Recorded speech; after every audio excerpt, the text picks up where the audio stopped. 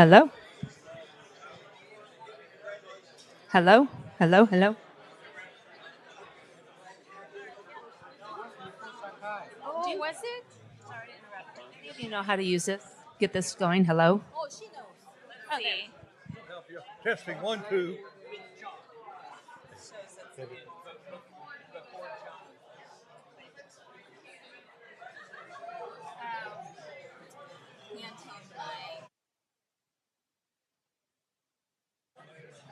It should be check.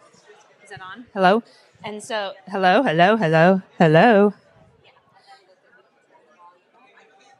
Okay, hello? Can you hear me in the back?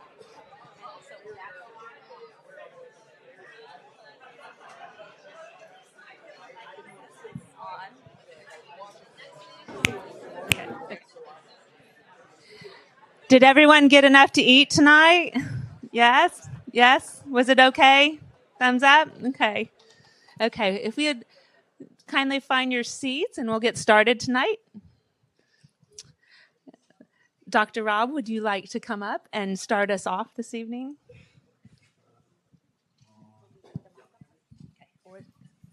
Well, a very warm welcome on this cold evening to all of you. And I want to also express my gratitude to Duke University and the Divinity School especially, and to their dean, Edgardo. We're so happy to be here. We have so many happy memories of times that we've spent at Duke. I think we've come to Duke Divinity School more than any other seminary. We've made the rounds several times. I believe this is our 48th Christmas conference. It's, we're in 2026, but this is the sort of the 2025. I think it's the 48th. And I've had the pleasure of attending most of those. I was remember the first one. We were at the historic Shakertown Village in the bluegrass of Kentucky. It's a beautiful place. And it was just a small number. And it was the first edition of John Wesley Fellows. So the very first class, and they had all of one semester. And we met, but there were only, I think, 3. And if I'm remembering, but we invited guests to have enough people to, have a conference. A wonderful time. So many happy memories. So many people who've been in the fellowship have gone on to have such a remarkable influence, and some with more notoriety than others, but so many have touched numbers of lives of students through the years. And there are those of you here tonight who are among those. I was asked the question as we were riding over, now, what is a senior fellow? I said, well, I think we generally think of it as currently funded fellows, but then once you've completed your degree and you don't have a stipend from AFTE, you don't cease to be a fellow. Your baptism continues on, okay? And I don't know about once saved, always saved. I don't know, but once a fellow, always a fellow. And these Christmas conferences were never designed to be checkpoints, seeing how someone's doing, are they making progress, are they staying true? They've not been that. We have many John Wesley scholars, but this is not known as you are scholars, but this is not known as a scholarship. That's not what we call ourselves. It's a fellowship. And I think that also encompasses that relational aspect, which is so important. It was Dr. Albert C. Outler who really had the idea of the Christmas conference. He said, we need to bring these fellows together. They need to come to know one another. So we select the fellows, and one may be at Duke, and another one at Notre Dame, and another one over in England, and etc. But how will they ever know one another? We need for them to have an opportunity to come together, not just to exchange ideas, which happens, of course, and not just for the intellectual stimulation, which happens, but for the relationships that will develop and for the encouragement that they can give to one another. Because the life of a scholar can be a lonely life, can be a lonely life. You got to spend time with you and the books, cloistered in your carrel, and it can be, uh, you know, it can be challenging to one's spirits at times. So we want this to be an opportunity, a time where you come together, you develop friendships over the years, and that you're encouraged and that you sense that what you're doing matters and you're valued and you are valued. We value you. And so here we are. And we hope it is for you. This may be it is your very first Christmas conference, and others have been here numerous times. And we have fellows who uh, were able to come back to a Christmas conference ever so often. You know, if it happens to be at a school near them, or at a location near them, or the budget allows, or the schedule allows. And so we're always grateful for that. Others, it's sort of on the docket every year. Uh, you know, different rhythms for different people. But it's good that we've always had a contingency of senior fellows who sprinkle the event and lend well, it's good for them too to have refreshers, you know. But so we have people here, some of whom are here for the first time, others have been here numerous times. For all who are here, we say welcome. We're glad you're here. I think you'll find it time well spent. And I know being at Duke will be an inspiration to all of us. Just the grounds. There are certain places, just the grounds, the buildings, the atmosphere can be elevating. And Duke is one of those places. Edgardo, thank you for hosting us so much. Appreciate it. And for all the faculty. Steve Moore.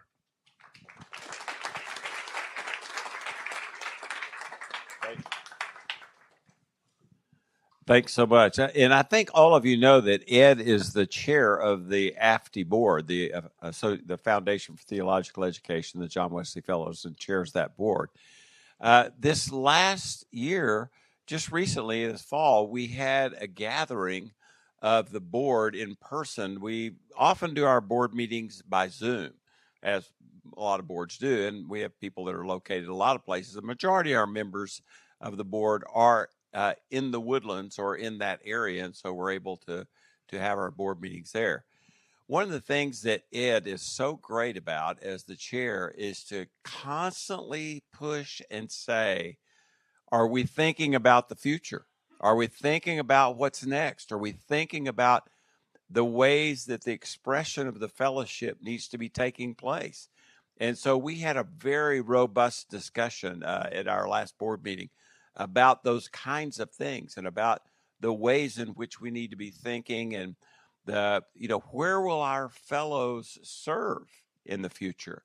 And where are the places that we may be able to strengthen the ways in which their roadmap or their trajectory for their moving toward those kinds of roles? How do we strengthen the road along the way so that people can have experiences that strengthen their resume, give them experience doing things that help them to be able to be ready to really be in places of leadership in the variety of places that John Wesley Fellows have ended up serving. Bishop Scott Jones was there and gave a great insight into just thinking. He has such a great kind of panoramic view from the church's perspective, from the academy's perspective, and having served now internationally, serving the Global Methodist Church, he has some really great insight in that way as well, and is deeply invested in the fellowship, loves the fellowship. And so that was very helpful and as well. So it was a great board meeting. We have been at Duke probably as many times as that we've been at other places, except for the Woodlands. And the Woodlands Methodist Church is a place we always love to circle back to. This next Christmas conference, which will be in December. Remember, we go back and forth. It'll be in December, and it'll be at the Woodlands and the Woodlands Church. So we'll be back there. One of the things the board talked about, though, at our board meeting was that, and I am on the board by virtue of being a fellow and being on the board, so I am one of the ones that's a part of that way. But one of the things we talked about is how do we best celebrate the 50th? And so one of the things that we're talking about is in 27 that we might sort of combine a number of things, but to have the fellowship meet in England. And so it would be we sort of the Christmas conference that later that year would be collapsed into that. We probably would do some things related to our research fellowships and the international travel. So it would give us an opportunity to do a number. We've had invitation from Oxford. We've had an invitation from Durham and Manchester that have said, we'd love to be a part of this. And so we're really at the very early stages of thinking, what would that be like if we did that? And so we want to give people enough advance notice so that you can begin to build other kinds of things that you may be able to do. So, in knowing this far in advance, Ben Witherington can write 3 books before we get there. So, I mean, it's just, it gives you a chance to think. So Carrie will be working on a doodle poll and some things like that so that we can think, okay, where in the calendar in 27, hopefully probably the summer of 27, what would that look like? And, what would we, do? Would we do kind of a central place and then let people go a variety of places? Or would we all try to go together? All that kind of stuff. If you're interested in being a part of kind of the planning and thinking conversation, would you let Carrie know and just, rather than just saying something to her, just write your name on a piece of paper and say, 50th anniversary. And then that'll help us to be able to have that information. It's good. So now what we want to do is Carrie's going to come up and we want to make sure and introduce some guests that are with us tonight. There's some more people that are going to be coming in later. And so we'll do some more introductions as we go. And she is going to do the kind of name and introduction. And then she said for me to stick around and provide color commentary, which I love to do. So that's good. So, you're forewarned that. Okay. I don't know who was up to this when they were considering Oxford, but this is going to be very challenging. So if anyone wants to be my sidekick on this going forward, I'm welcome for assistance. Okay, first of all, we're going to exercise. Everyone from Duke, would you please stand up? Guests and John Wesley Fellows. You'll want to follow these people and recognize these people because they will be instrumental in getting to different places this weekend in the next few days. The rooms are, I think, a little bit difficult to find, but thank you again for opening up your facility. It's beautiful here. This is my first time here, and it's amazing. It's overwhelmingly just spectacular. So thank you. Thank you. Next, just a few shout outs to guests that are here and some that have been with us before. Robert and Mary Pat, would you stand from SOMA? I'm glad that you could make it again. We missed you last year. Thank you so much. Paul and Kitten, Irwin, would you stand up? Is Kitten gone? Oh, she stepped out. Dear friends, thank you for all you do for us. Dr. Still, where are you? Our friend from Truett, stand up, please. Thank you. Thank you for coming. Wonderful host last year. We loved having you help us out last year. Thank you for coming and showing up.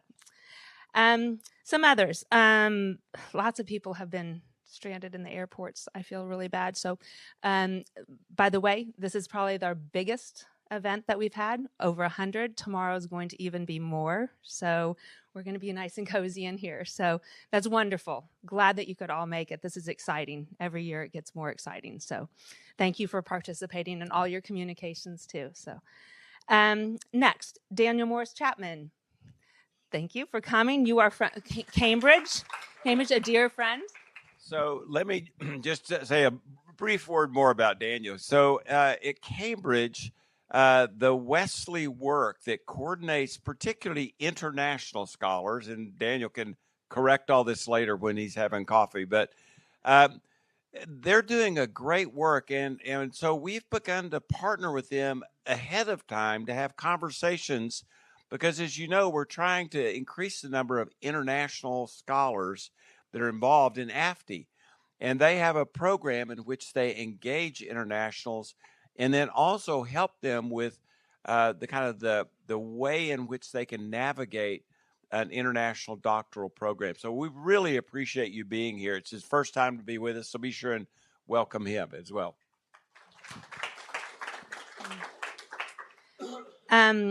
I saw John Vitvalet. Am I saying it right, sir? Skip in here. Your lovely wife is not with you. She's going to be joining us, I believe. Awesome. I'll say a word more about John.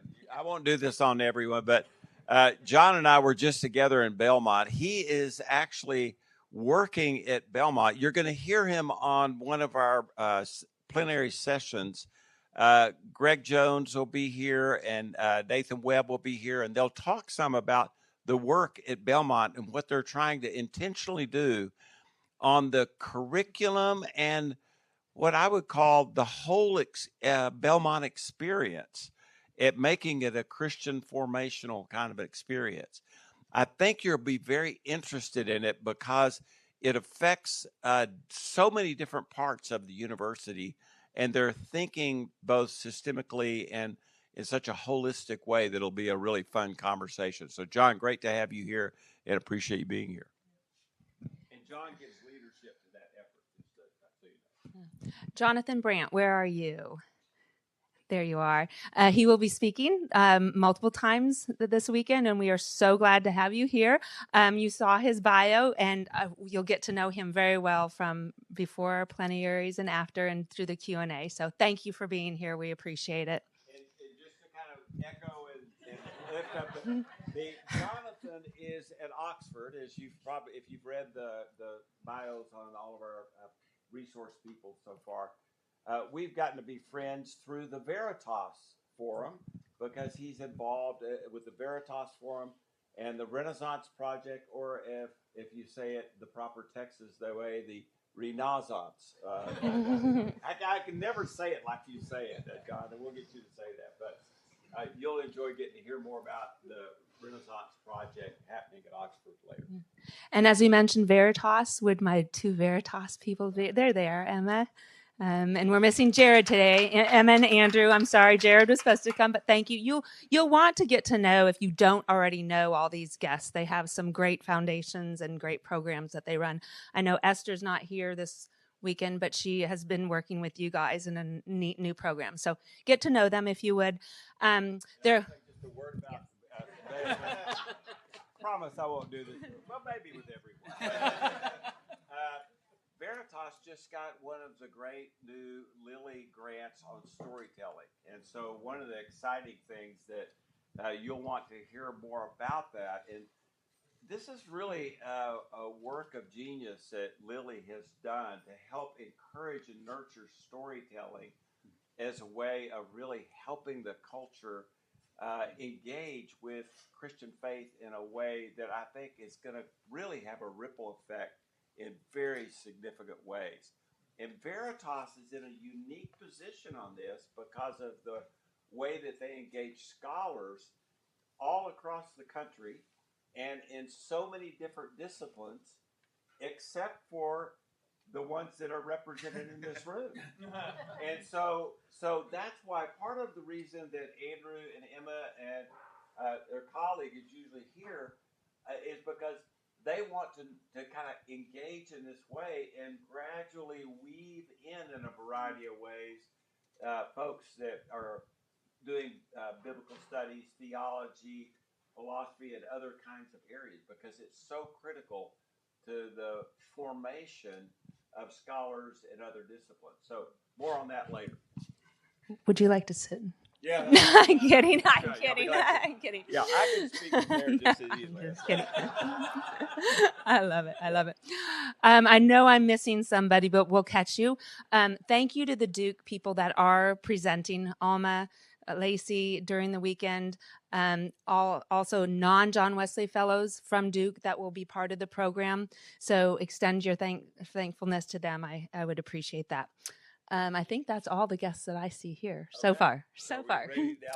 Yep. So Yep. let me just say, what we're going to do is go into the John Wesley Fellows Circle in just a minute. And so those of you that are not John Wesley Fellows, we'll let you, Carrie, I think, has a place that you're going to be going, and you'll have a chance to visit, or if you want to head back to the hotel, you can do that. And come back for the service or hang around and go to the service tonight that we'll have after the fellowship time of the and just so you know, there are no secret handshakes or initiations. It's really a chance for us to kind of talk in a more personal way about what's happening and get caught up in a very small way, just kind of a catalyst for that. But particularly a chance for all of the folks that Ed talked about as senior fellows, for us to get to know the new fellows. Brand new fellows are here. And so we might just have our new fellows stand right now so we can kind of see who they are. You see some of our new fellows here. Welcome.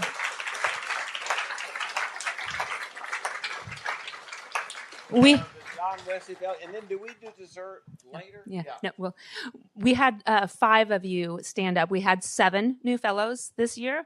We had a little difficulty with getting visas this year, so you'll see that Jerry Kula is not here. Our new fellows, Emmanuel Shu and Tom Bafaya, could not make it this time, but they are excited and extend their greetings to you. Yes, we do have dessert. How could we not have dessert? But that comes Yes. later. No. What I'd like you to do, our fellowship circle will be downstairs in 0016. All my Duke people, lead us down there.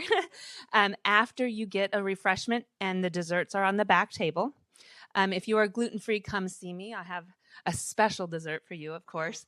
And then those that are not going to attend the fellowship circle, you may stay in here and mingle, have your desserts in here. And then again, 9:00 is when we're going to be back in Goodson Chapel for our worship time. Yeah, and you all may want to give Carrie thanks because she's the one that logistically.